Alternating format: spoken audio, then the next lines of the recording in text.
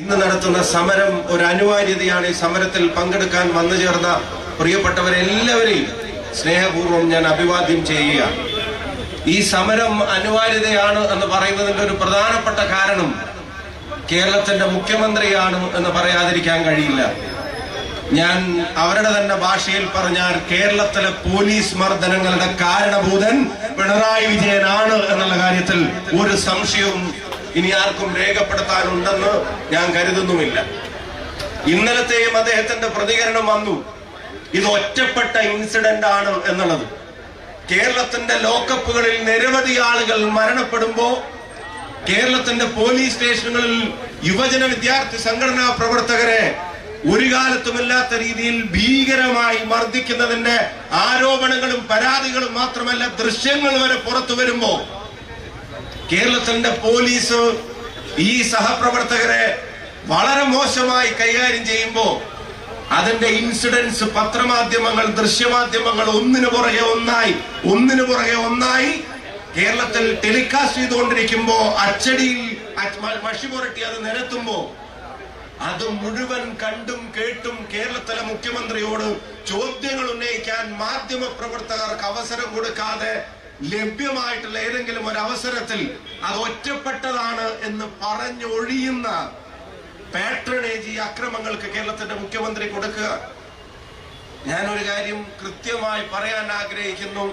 ഈ അക്രമങ്ങളുടെ പിന്നിൽ, ഈ അക്രമങ്ങളെ നിലക്ക് നിർത്താത്തതിന്റെ പിന്നിൽ, ഈ അക്രമങ്ങൾക്ക് പ്രോത്സാഹനം കൊടുക്കുന്നതിന്റെ മുന്നിൽ ഒരൊറ്റ കാരണമേ ഉള്ളൂ. ഇതിന്റെ തലപ്പത്തിരിക്കുന്നവർ മാനസികമായി ഈ അക്രമങ്ങളോട് യോജിക്കുന്നു എന്നുള്ളതാണ്. രാഷ്ട്രീയമായി ഈ അക്രമങ്ങളെ അതിന്റെ രക്ഷാധികാരികളായി ചമയുന്നു എന്നുള്ളത് തന്നെയാണ് ഇതിന്റെ പ്രധാനപ്പെട്ട പ്രശ്നം. ഞാൻ കഴിഞ്ഞ ദിവസം പറഞ്ഞു, ഈ അക്രമങ്ങൾ താഴെ പോലീസ് സ്റ്റേഷൻ ഉത്ഭവിക്കുന്നതല്ല. പോലീസ് സ്റ്റേഷൻ ഉത്ഭവിച്ചിട്ട് അതിന്റെ മേലെയുള്ള ഡിവൈഎസ്പി ഓഫീസിലേക്ക് പോകുന്നതല്ല. അവിടുന്ന് പിന്നെ SP ഓഫീസിലേക്കും, അവിടുന്ന് പിന്നെ IG ഓഫീസിലേക്കും, അവിടുന്ന് പിന്നെ AGDP-യിലേക്കും DGP-യിലേക്കും പിന്നീട് ആഭ്യന്തര സെക്രട്ടറിയിലേക്കും മന്ത്രിയിലേക്കും സർക്കാരിലേക്കും പോകുന്നതല്ല. ഇത് നേരെ മറിച്ചാണ്.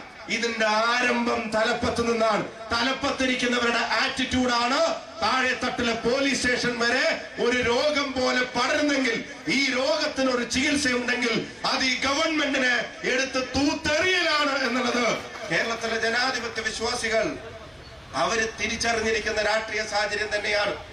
ഇത് മേലെ നിന്ന് താഴോട്ട് പടരുന്ന അസുഖമാണ്. എന്തക്രമം നടന്നാലും തള്ളിപ്പറയാൻ അനന്തമായ കാലതാമസം. ഒരക്രമത്തിനും സമയബന്ധിതമായി പ്രതികരിക്കുന്നില്ല. ഒരക്രമത്തെയും വിവാദമാവുന്നത് വരെ, മാധ്യമങ്ങളിൽ വാർത്തകൾ നിറയുന്നത് വരെ, ദൃശ്യങ്ങൾ പുറത്തു വരുന്നത് വരെ ഒരു റിപ്പോർട്ടിന്റെ പേരിൽ പോലും ഒരാൾക്കെതിരെയും നടപടിയും എടുക്കുന്നില്ല.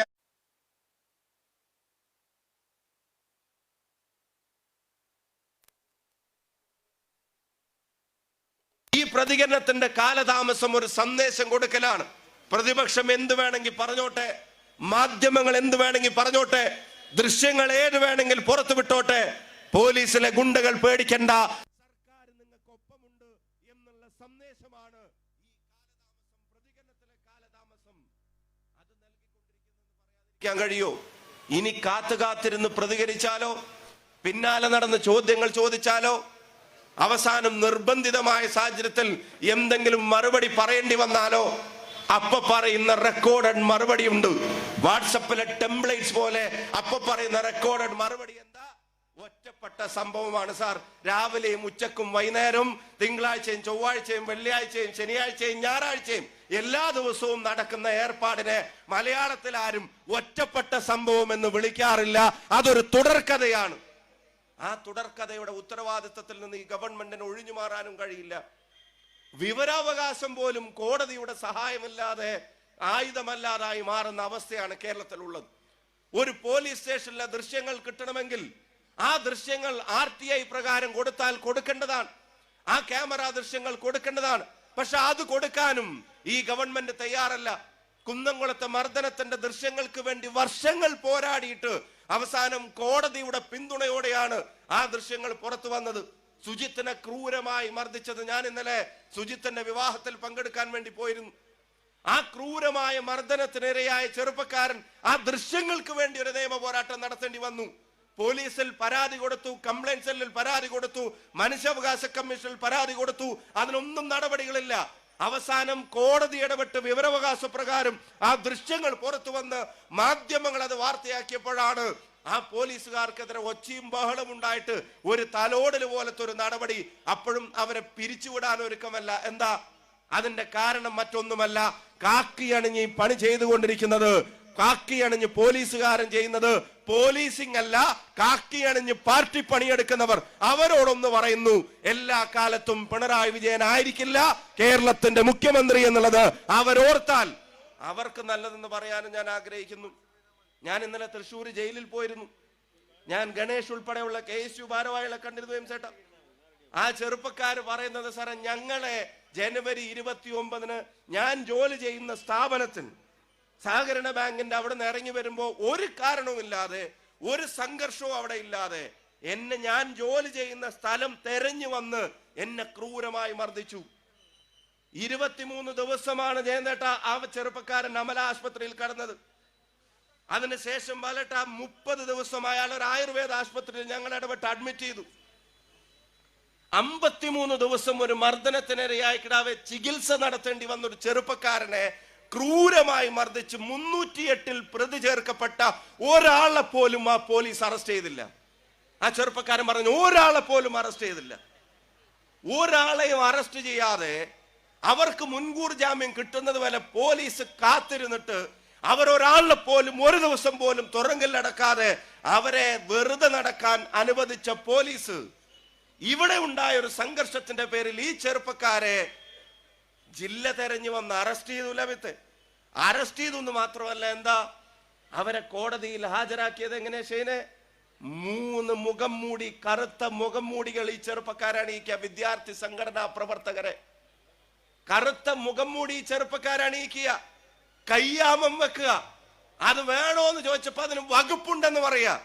അതിന് വകുപ്പുണ്ടെന്ന് പറഞ്ഞിട്ട് മുഖം മൂടി അണിയിച്ച് കണ്ണു മാത്രം പുറത്ത് കാണിച്ച് തീവ്രവാദികളെ പോലെ, രാജ്യദ്രോഹികളെ പോലെ, കൊലപാതകികളെ പോലെ 3 വിദ്യാർത്ഥി നേതാക്കന്മാരെ CPM-ന്റെ തൃപ്തിക്ക് വേണ്ടി, പിണറായി വിജയന്റെ തൃപ്തിക്ക് വേണ്ടി അവിടെ കോടതിയിൽ ഹാജരാക്കുന്നതിന്റെ പേര് പോലീസിംഗ് എന്നല്ല, അത് CPM-ന്റെ അടിമപ്പണിയാണെങ്കിൽ അത് എടുക്കേണ്ടവർ കാക്കി ഊരി വെച്ചിട്ട് പാർട്ടി ഓഫീസിൽ പോയി പണിയെടുക്കണം. ജനങ്ങളുടെ നികുതി പണത്തിൽ നിന്നല്ല അവര് ശമ്പളം പറ്റേണ്ടത്.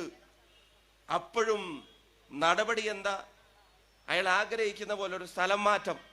അപ്പോഴും നടപടി എന്താ? സസ്പെൻഷൻ ഇല്ല. അവിടെ സസ്പെൻഷൻ പോലും ഇല്ല.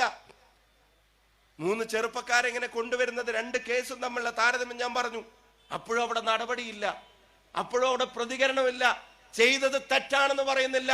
ജനാധിപത്യവാദികളുടെ സാംസ്കാരിക നായകന്മാരുടെ പ്രതിഷേധത്തിന്റെ നീണ്ട കഥകളില്ല, രചനകളില്ല, വരികളില്ല, പ്രതികരണങ്ങളില്ല. മൗനമാണ്, തികഞ്ഞ മൗനം. കാരണം രാജാവ് കോപിച്ചൂടാ.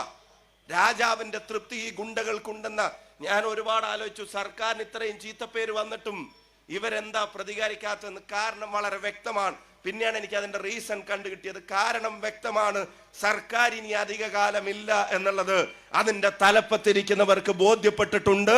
സർക്കാരിന്റെ കാലശേഷവും അവർക്ക് പണിയെടുക്കാൻ പോലീസിൽ ചില ഗുണ്ടകളെ നിലനിർത്താൻ വേണ്ടിയുള്ള പിന്തുണയാണ് ഇപ്പോ ഇവര് കൊടുത്തുകൊണ്ടിരിക്കുന്നത് എന്നുള്ളതാണ് വ്യക്തം.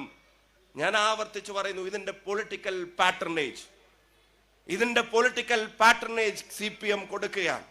ആവർത്തിച്ച് ഞാൻ പറയുന്നു, കേരളത്തിലെ പോലീസിലെ ഗുണ്ടകളുടെയും പോലീസിന്റെ പുറത്തുള്ള ഗുണ്ടകളുടെയും രക്ഷാധികാരി കേരളത്തിന്റെ മുഖ്യമന്ത്രിയാണ് എന്നുള്ളത് അദ്ദേഹത്തിന്റെ പ്രതികരണങ്ങളും നടപടികളും തെളിയിക്കുകയാണ്. നമ്മുടെ ചെറുപ്പക്കാരെ ഈ മുഖം മൂടി അണിയിച്ച് കൊണ്ടുപോയി എന്ന് ഞാൻ പറഞ്ഞു. എന്നാ കൊടി സുനിയെ എങ്ങനെ കോടതി കൊണ്ടുപോകുന്നു? നിയാസ്ക എങ്ങനെയാ കോടതി കൊണ്ടുപോകുന്നു? പോകുന്ന വഴിക്ക് വണ്ടി നിർത്തും. മുസവക്കീലെ വണ്ടി നിർത്തും. അവന് ഇഷ്ടപ്പെട്ട ഹോട്ടലിൽ നിന്ന് വേണ്ടതെല്ലാം മേടിച്ചു കൊടുക്കും. കോപിക്കരുതല്ലോ. അത് മേടിച്ചു കൊടുത്ത് വണ്ടി പുറത്ത് നിർത്തും. പുറത്ത് നിർത്തിയ ഒരു വെള്ളക്കാരന്റെ പുറത്ത് 4 ഗ്ലാസ് വരും. അതിന്റെ മേലെ അനുബന്ധ സൗകര്യങ്ങൾ വരും. അവിടെ വന്നിട്ട് അവർ മദ്യം കൊടുക്കും, ടച്ചിങ്സ് കൊടുക്കും, ചിക്കൻ കൊടുക്കും. കൊടിസുനി കോപിക്കരുത്. 7 മാസം 60 ദിവസം പരോളും കൊടുക്കും. അപ്പൊ നിങ്ങൾ ആലോചിക്കുക, കേരളം കണ്ട ഏറ്റവും ക്രൂരമായ ഒരു കൊലപാതകത്തിന് നേതൃത്വം നൽകിയ കൊടിസുനിയെ മദ്യവും ടച്ചിങ്സും കൊടുത്ത് സ്വീകരിക്കുന്ന പിണറായി വിജയന്റെ പോലീസ് 3 വിദ്യാർത്ഥികളെ മുഖം മൂടിയും കയ്യാമും വെച്ച് സ്വീകരിക്കുന്നുണ്ടെങ്കിൽ ആ ഇരട്ടത്താപ്പിന്റെ കാരണം ഒന്നാണ്, ഗുണ്ടകളുടെ മനസ്സ് തന്നെയാണ് ഭരിക്കുന്നവനുമുള്ളത് ഭരിക്കുന്നവർക്കുമുള്ളത് എന്നുള്ളതാണ്. ആ അക്രമത്തെ പ്രോത്സാഹിക്കുന്ന സമീപനങ്ങൾ അത് കേരളത്തിലെ ജനങ്ങൾ തിരിച്ചറിയുന്നുണ്ട്. അതിനി അധിക കാലം ആയുസ്സുണ്ടാവില്ല. ഇതിനെതിരായിട്ടുള്ള സമര സംഗമങ്ങളിൽ, പ്രതിഷേധങ്ങളിൽ പാർട്ടി സജീവമായി മുന്നോട്ട് പോകുമെന്ന് KPC പ്രസിഡന്റും പറഞ്ഞിട്ടുണ്ട്. കോഴിക്കോട്ടെ സംഭവങ്ങളും വ്യത്യസ്തമല്ല. കഴിഞ്ഞ ദിവസം കോഴിക്കോട് വടകരയിൽ വന്നപ്പോഴും ഞാൻ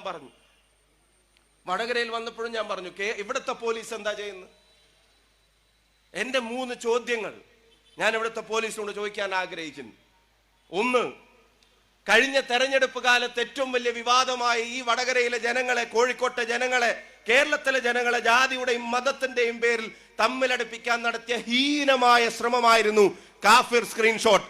ആ കാഫിർ സ്ക്രീൻഷോട്ടിന്റെ ഉപജ്ഞാതാവ് ആരാണ്? അതാരുടെ ഫാക്ടറിയിൽ പുറപ്പെടുവിച്ചതാണ്? അതാരുടെ വ്യാജമായ സൃഷ്ടിയാണ് എന്ന് കേരളത്തിലെ ജനങ്ങളോട് പറയാൻ ഈ പോലീസിന് ആർജവമുണ്ടോ, നടപടിയെടുക്കാൻ ആർജവമുണ്ടോ എന്ന് ചോദിക്കാൻ ഞങ്ങൾ ആഗ്രഹിക്കുന്നു. നിസാരമായി കണ്ടെത്താവുന്ന ഒരു കേസിനെ ഞങ്ങളുടെയൊക്കെ തലയിലിട്ട് വെക്കാൻ നോക്കി യോഗം നടത്തി ഇങ്ങനെയൊക്കെ വർഗീയത പറയാടോ എന്നൊക്കെ ചോദിച്ചിട്ട് ചോദ്യമിട്ട് ഫേസ്ബുക്കിൽ പോസ്റ്റ് ചെയ്തു. പിണറായി വിജയനാണ് കേരളത്തിന്റെ ആഭ്യന്തര വകുപ്പ് മന്ത്രി, പിണറായി വിജയനാണ് കേരളത്തിന്റെ മുഖ്യമന്ത്രി, അവരുടെ കയ്യിലാണ് പോലീസ്, അവരുടെ അടിമപ്പണിയാണ് പോലീസ് എടുക്കുന്നത്. അങ്ങനെയാണെങ്കിൽ ആ പോലീസിനെ കൊണ്ട് ഈ നാടിനെ തമ്മിലടിപ്പിക്കാൻ നടത്തിയ ആ ശ്രമത്തിന്റെ പിന്നിൽ ആരാണത് സൃഷ്ടിച്ചത് എന്ന് പറയാൻ ഈ പോലീസിന് ഉത്തരവാദിത്തമില്ലേ? ഇതുവരെ അത് പറഞ്ഞിട്ടുണ്ടോ? നമ്മൾ ആരെങ്കിലും ആണെങ്കിൽ അവർ പറയാതിരിക്കുവോ? അത് പുറത്ത് കൊണ്ടുവരാതിരിക്കുവോ? 2, വടകരയിൽ തന്നെ block Congress committee general secretary ബാബുവേട്ടന്റെ വീട്ടിലേക്ക് ബോംബെറിഞ്ഞു. ഇതുവരെ ആരാണ് പ്രതി എന്ന് പറഞ്ഞിട്ടില്ല. RMP നേതാവിന്റെ വീട്ടിലേക്ക് 3 ബോംബെറിഞ്ഞു. ഇതുവരെ ആരാണ് പ്രതി എന്ന് പറഞ്ഞിട്ടില്ല. എന്താ കോഴിക്കോട്ടെ പോലീസിന് പണി? എന്ത് ഉത്തരവാദിത്തമാണ് അവർ നിറവേറ്റുന്നത്? എവിടെയാണ് നിയമലംഘനവും ക്രമസമാധാന തകർച്ചയും ഉണ്ടാകുമ്പോ പോലീസിന്റെ ഇടപെടൽ ഉണ്ടാവുന്നത്? അപ്പൊ ഒരു പ്രതിയെ പിടിക്കണ്ടെന്ന് CPM പറഞ്ഞാൽ അപ്പൊ പോലീസ് ആ പണി അങ്ങ് നിർത്തുകയാണോ? എന്നാ പിന്നെ ജനങ്ങൾ ഒരു തീരുമാനമെടുക്കും.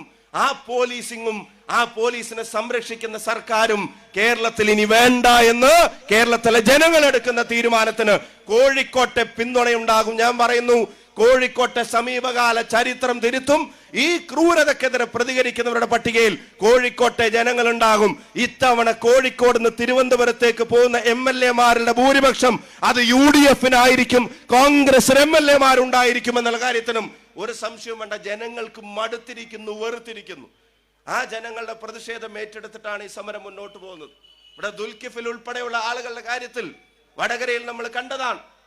അവിടെ പോലീസ് ഒരു വശത്ത് പോലീസ് അടിക്കുന്നു, വേറൊരു വശത്ത് പോലീസ് അടിക്കാൻ പിടിച്ചു കൊടുക്കുന്നു. വണ്ടി പോലീസ് തടുത്തിടുക, എന്നിട്ട് മറ്റവരോട് വന്ന് മർദ്ദിച്ചോളാൻ പറയുക. അത് പോലീസ് നോക്കി നിൽക്കുക. അതിന്റെ ദൃശ്യങ്ങളും ഇപ്പൊ പുറത്തു വന്നിട്ടുണ്ട്. എന്തിനാണ് പോലീസിനെ ഇങ്ങനെ DYFI പോലെ ഇവിടെ കാണിക്കുന്നുണ്ട് അതിന്റെ ദൃശ്യങ്ങൾ? DYFI-യുടെയും SFI-യുടെയും പോലെ ഒരു പോഷക സംഘടനയാക്കി പോലീസിനെ കൊണ്ടു നടക്കാമെന്നും ആ കൊണ്ടു നടക്കുമ്പോൾ ഉണ്ടാവുന്ന സൗകര്യങ്ങളുടെ പേരിൽ, ഭരണത്തിന്റെ സൗകര്യത്തിന്റെ പേരിൽ ചോദ്യങ്ങൾ ഉയർത്തുന്നവരെ, പ്രതിഷേധങ്ങൾ സംഘടിപ്പിക്കുന്നവരെ അടിച്ചമർത്താമെന്നൊക്കെയാണ് വ്യാമോഹിക്കുന്നെങ്കിൽ അതിനെതിരെ ജനാധിപത്യ പ്രതിഷേധമുണ്ടാകും, ജനാധിപത്യ ജനകീയ മുന്നേറ്റമുണ്ടാകും. ആ മുന്നേറ്റങ്ങളുടെയും പ്രതിഷേധങ്ങളുടെയും വളരെ വലിയൊരു അധ്യായമാണ് ഇന്ന് ജില്ലാ കോൺഗ്രസ് കമ്മിറ്റിയുടെ പ്രസിഡന്റ് പ്രിയങ്കരനായ അഡ്വക്കേറ്റ് K. പ്രവീൺ കുമാർ കഴിഞ്ഞ 4 വർഷമായി ഈ കോഴിക്കോട് ജില്ലയിലെ കോൺഗ്രസ് പ്രസ്ഥാനത്തിന് കരുത്തുറ്റ നേതൃത്വം നൽകുന്ന സമരരംഗത്തും സംഘടനാ രംഗത്തും പാർട്ടിയുടെ ഓരോ പ്രവർത്തകനും അഭിമാനിക്കുന്ന ഒരു സമുച്ചയം ഉൾപ്പെടെ ഈ പ്രസ്ഥാനത്തിന് ഈ കാലയളവിൽ നൽകിക്കൊണ്ട് നടത്തുന്ന നിരന്തരമായ സംഘടനാ സമര പോരാട്ടങ്ങൾക്ക് ഒരു എളിയ പാർട്ടി പ്രവർത്തനം എന്ന നിലക്കും KPCC-യുടെ വർക്കിംഗ് പ്രസിഡന്റ് എന്ന നിലക്കും വടകരയുടെ എളിയ ജനപ്രതിനിധി എന്ന നിലക്കും ഒരു പഴയ KSU യൂത്ത് കോൺഗ്രസ്സുകാരൻ എന്ന മനസ്സോടെ ഈ സമര പോരാട്ടത്തിന് നിറഞ്ഞ സമരാഭിവാദ്യങ്ങൾ ഹൃദ്യമായി നേർന്നുകൊണ്ട് എന്റെ വാക്കുകൾ ഞാൻ ഉപസംഹരിക്കുന്നു. നന്ദി, നമസ്കാരം, ജയ് ഹിന്ദ്, ജയ് കോൺഗ്രസ് പാർട്ടി.